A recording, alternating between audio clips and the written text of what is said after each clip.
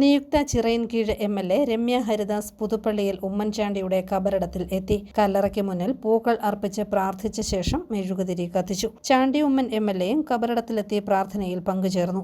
ഉമ്മൻചാണ്ടിയുടെ അനുഗ്രഹം എന്നും ഉണ്ടായിട്ടുണ്ടെന്ന് രമ്യ ഹരിദാസ് പറഞ്ഞു. ചിറയിൻകീഴിൽ അവിചാരിതമായാണ് സ്ഥാനാർത്ഥിയായതെന്നും ചേർത്ത് പിടിച്ച എല്ലാവരോടും നന്ദിയുണ്ടെന്നും രമ്യ ഹരിദാസ് കൂട്ടിച്ചേർത്തു. സാറിൻ്റെ ഒരു അനുഗ്രഹം നമുക്ക് എല്ലാ കാലത്തും ഉണ്ടായിട്ടുണ്ട്.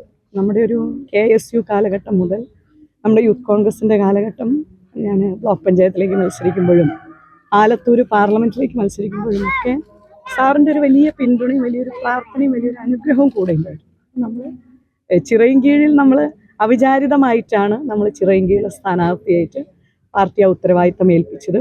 അപ്പോൾ ആ ഉത്തരവാദിത്തം ഏറ്റെടുത്ത് ഉജ്ജ്വലമായിരിക്കുന്ന ഒരു വിജയം ചിറയിൻകീഴിലെ എല്ലാ കുടുംബങ്ങളും നൽകുമ്പോൾ പുതുപ്പള്ളിയിൽ വന്നിട്ട് സാറിനോടൊരു നന്ദി പറയുക എന്നുള്ളത് നമ്മുടെയൊക്കെ ജീവിതത്തിൻ്റെ ഭാഗമാണ്. News bureau, Kottayam.